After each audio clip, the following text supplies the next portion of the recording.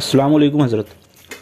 میرا سوال یہ تھا کہ جیسے کسی مرحوم کے بیٹے کو ایسا کہا جاتا ہے نا کہ جو قریبی رشتہ دار ہے وہ اس کی نماز جنازہ پڑھائے، تو یہ اگر اس کا بیٹا ہے، اگر وہ نماز جنازہ پڑھانا چاہتا ہے لیکن اس کے داڑھی نہیں ہے چہرے پہ، تو کیا وہ نماز جنازہ پڑھا سکتا ہے؟ یہ ضروری نہیں ہے کہ قریبی رشتہ دار یا بیٹا ہی پڑھائے، یہ لازمی نہیں ہے، بلکہ امام بننے کے لیے امام کی شرائط ہونا بھی ضروری ہے، جس طرح ایمان کا ہونا بھی ضروری ہے۔ مثال کے طور پہ اگر کسی کا بیٹا قادیانی ہے تو اب یہ تھوڑی نہ کہا جائے گا کہ بیٹا ہی نماز پڑھائے، یہ لازم ہے تو لہٰذا قادیانی ہی پڑھا دے، تو اگر اس میں ایمان کی شرطیں نہیں ہیں تو وہ نہیں پڑھائے گا۔ ٹھیک ویسے ہی امامت کی شرائط نہیں ہے تو امام نہیں بنے گا۔ تو اگر کوئی بیٹا ایسا ہے کہ فاسق ہے یا امامت نہیں جانتا، نہیں کر سکتا، تو اس کے پیچھے اپنی نماز برباد تھوڑی نہ لوگ کریں گے، پھر وہ جنازے کی نماز ہوگی بھی نہیں جب نماز آتی ہی نہیں۔ لہٰذا یہ ہے کہ باشرہ ہونا چاہیے، ورنہ تو مسجد کا امام ہی نماز پڑھا دے، اس میں کوئی حرج نہیں ہے، کوئی اجازت دے دیں گھر والے کافی ہے، اور نماز اور دعا وغیرہ اماموں کو آتی ہے تو وہ پڑھا دے۔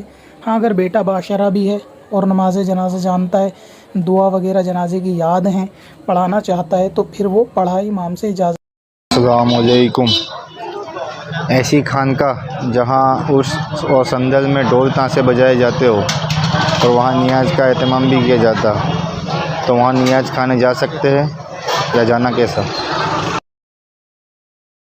ایسا معاملہ اگر کہیں ہوتا ہے کہ جہاں نیاز وغیرہ بھی ایصال ثواب ہو اور ساتھ میں ڈھول قوالی اس طریقے کا معاملہ یا عورت مرد کا ایک ساتھ میل جول ہو، تو ایسی جگہ پہ نہیں کھانا جانا چاہیے۔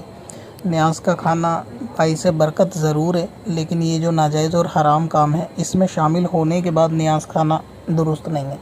لہٰذا ایصال ثواب گھر پہ کریں، اور اگر اس مزار پہ حاضری دینا ہے تو پھر ایسے موقع پر نہ جائیں کہ جب یہ معاملے ہوتے ہوں، بلکہ عرس کے بعد عام دنوں میں جائیں اور وہاں لنگر یا بانٹنا وغیرہ آپ کر سکتے ہیں تو وہ زیادہ ٹھیک ہے۔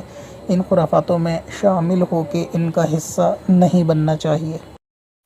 سوال ان کا یہ ہے کہ قضا عمری نماز پڑھتے وقت کسی کو سجدہ سہو ہوگا تو سجدے کی تسبیح ایک بار پڑھے گا یا 3 بار پڑھے گا؟ تو اگر قضا عمری نماز پڑھتے وقت کسی کو سجدہ سہو ہوا تو وہ سجدے کی تسبیح کو ایک بار ہی پڑھے گا، 3 بار کی ضرورت نہیں ہے۔ آئندہ سوال آڈیو ہی میں پوچھیے گا، ٹیکسٹ کے سوال نہیں لیے جاتے۔